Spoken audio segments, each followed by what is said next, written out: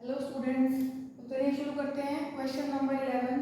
देखिए question number 11 में क्या दिया हुआ है, value of 10a is always less than 1। ये फर्स्ट पार्ट है इसका। इस क्वेश्चन की 5 पार्ट्स हैं और 5 पार्ट्स में आपको चेक करना है कि कौन सी कंडीशन ट्रू है या फॉल्स है।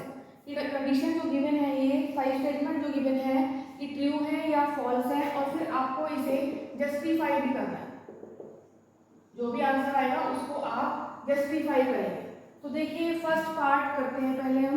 फर्स्ट पार्ट में क्या दिया है, the value of 10a is always less than 1। ये बोल रहे हैं क्वेश्चन में कि जो वैल्यू है 10a की ऑलवेज लेस देन 1 होगी। आपने ट्रिग्नोमेट्रिक रेशियो टेबल पढ़ी है। अब उस टेबल में अगर हम tan 60 की बात करते हैं तो tan 60 की वैल्यू आती है √3, और √3 का मीनिंग क्या है, हम डेसिमल में वैल्यू निकालने के लिए होती है 1.732। ये हो जाएगी 1.732। देखो 1.732 ये दिया हुआ है यहाँ पर, तो ये क्या है, 1 से ग्रेटर हो गया।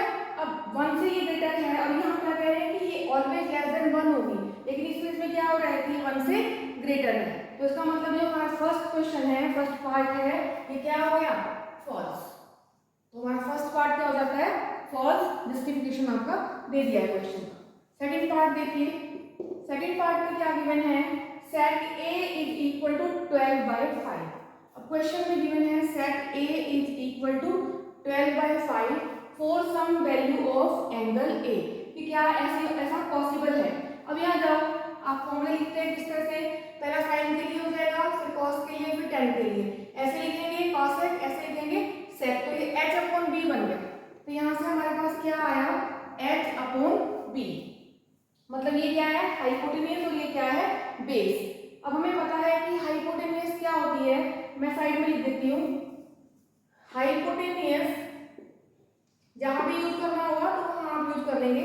Hypotenuse is the longest side. Hypotenuse is the longest side. किसी भी राइट एंगल ट्रायंगल में जो हाइपोटेन्यूज है वो क्या होता है, लॉन्गेस्ट साइड होता है। तो यहाँ देखो हाइपोटेन्यूज 12 है, बेस 5 है। अभी हमें परपेंडिकुलर का नहीं पता, तो हम इस क्वेश्चन के लिए पहले परपेंडिकुलर निकाल लेते हैं। देखो यहाँ से hypotenuse square is equal to perpendicular square plus base square. तो हाइपोटेन्यूज कितना हो गया, 12। 12 square is equal to perpendicular square plus base square. Base कितना है, 5, तो ये आ जाएगा 5 का स्क्वायर। ये हो गया 144। इसको इधर लेकर आओगे -25, this is equal to p square. तो ये आपके पास आ गया 3 - 2 1 1। सो p की वैल्यू आ गई आपके पास √119। अब देखो इसको सॉल्व करेंगे तो ये वैल्यू आ जाती है आपके पास अप्रोक्सीमेट 10.9।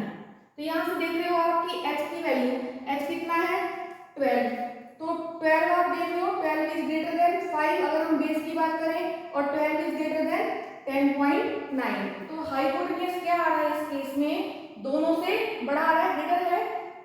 इसका ये है, बताइए यहाँ से कि hypotenuse is the longest side. तो यहाँ पे इस बात को ये सेटिस्फाई कर रहा है। तो सेटिस्फाई कर रहा है तो इसका मतलब ये क्या हो जाएगा, ट्रू। तो मैं यहाँ लिख देती हूँ ट्रू। तो आपका ये इस तरीके से सेकंड पार्ट कंप्लीट हो गया। अब आइए थर्ड पार्ट पे।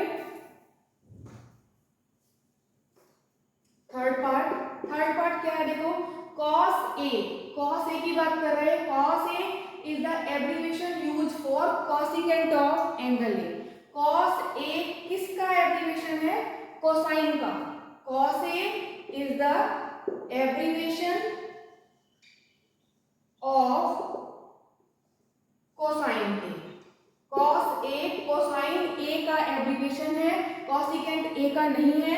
कोसिकेंट a का एब्रीविएशन क्या होता है, cosec a। तो इस तरीके से ये भी हमारा क्या चला गया, फॉल्स। अब आ जाओ फोर्थ पार्ट। फोर्थ पार्ट देखिए क्या है, cot a। cot a is the product of cot and a। देखो cot और a लिखा हुआ है हमारे पास सेपरेटली, तो सेपरेटली कोई मीनिंग नहीं है कि ये एंगल हो गया। और जब हम रेशो की बात करते हैं, ट्रिग्नोमेट्रिक रेशो की बात करते हैं, तो वहां पर अलग अलग एंगल आते हैं, लेकिन साथ में लिखा हुआ है तो मीनिंग क्या है उसका। अगर प्रोडक्ट हम अलग अलग की बात करें कि ये इसका अलग अलग से प्रोडक्ट है, दैट इज नॉट पॉसिबल। तो cot A is the product of cot and A, that is also false, क्योंकि कोट ए अगर एक साथ लिखा हुआ है तब तो ये ठीक है, ट्रिग्नोमेट्रिक रेशियो को बताएगा, जैसे हमने कोट 0 निकाला, कोट 30 निकाला। लेकिन अगर हम अलग से बात करें तो अलग अलग इनका कोई मीनिंग नहीं है, हम ऐसा नहीं लिख सकते। फिफ्थ पार्ट देखिए, sine theta is equal to 4/3 for some angle theta. अब साइन थीटा की बात करेंगे, साइन थीटा दिया हुआ है 4/3। अब साइन थीटा का लॉ फर्स्ट क्या होता है, p/h, तो ये आ गया आपके पास p/h। अब यहाँ देखने से पता चल रहा है हमें, यहाँ क्या आ गया देखो, हाइपोटेनियस, हाइपोटेनियस कितना है 3, तो यहाँ से पता लग रहा है hypotenuse is less than perpendicular. देखो यहाँ से 3 है और परपेंडिकुलर कितना है 4, तो hypotenuse is less than perpendicular. हमने क्या कहा है, हमने कहा है कि hypotenuse is the longest side, तो यहाँ से क्या आ रहा है, hypotenuse is less than p, that is not possible, ऐसा नहीं होगा, तो इसका मतलब ये भी क्या हो गया, फॉल्स। तो इस तरीके से हमारा ये 11th क्वेश्चन कंप्लीट हो जाता है।